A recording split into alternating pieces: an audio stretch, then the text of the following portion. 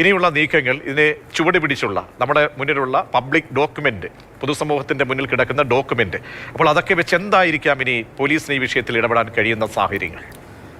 Prajeesh, Rahul മാങ്കൂട്ടത്തിനെതിരെ police കേസെടുക്കും എന്നുള്ള കാര്യം ഉറപ്പാണ്. അതിൽ എന്ത് വകുപ്പുകളാണ് ഇനി ചേർക്കാൻ പോകുന്നത്, നിലവിൽ പുറത്തു വന്നിരിക്കുന്ന ആരോപണങ്ങളിൽ ഏതൊക്കെയാണ് കോടതിയിൽ കൂടി നിലനിൽക്കും എന്ന് പോലീസിന് ബോധ്യപ്പെടുക എന്നൊക്കെയുള്ള കാര്യം ഇനി അടുത്ത മണിക്കൂറുകളിൽ അറിയാൻ കഴിയും. പക്ഷേ ഇന്ന് മുഖ്യമന്ത്രി നടത്തിയ വാർത്താ സമ്മേളനത്തിൽ കൃത്യമായ കാര്യങ്ങളുണ്ട്.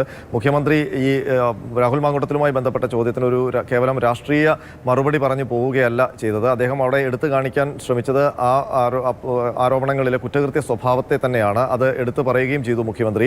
അതിൽ ഗർഭചിത്രം അടക്കമുള്ള കാര്യങ്ങൾ മാത്രമല്ല, അദ്ദേഹം എടുത്തു പറഞ്ഞൊരു കാര്യം, പരാതിക്കാർ ആരെങ്കിലും ഈ മുന്നോട്ട് വരാൻ ഭയക്കുന്നുണ്ടെങ്കിൽ അവർക്ക് ധൈര്യമായി തന്നെ പോലീസിനെ സമീപിക്കാം എന്നുള്ളൊരു നിർദ്ദേശം കൂടി വെച്ചിട്ടുണ്ട്. അപ്പോൾ അതെല്ലാം കൂട്ടി വായിക്കുമ്പോൾ ഒരു പക്ഷേ ഒരു പരാതി നേരിട്ട് വരാനുള്ള സാധ്യത കൂടി കാണേണ്ടി വരും. ഏതായാലും സംസ്ഥാന പോലീസ് മേധാവി കേസെടുക്കാൻ നിർദ്ദേശം നൽകിയിട്ടുണ്ട്.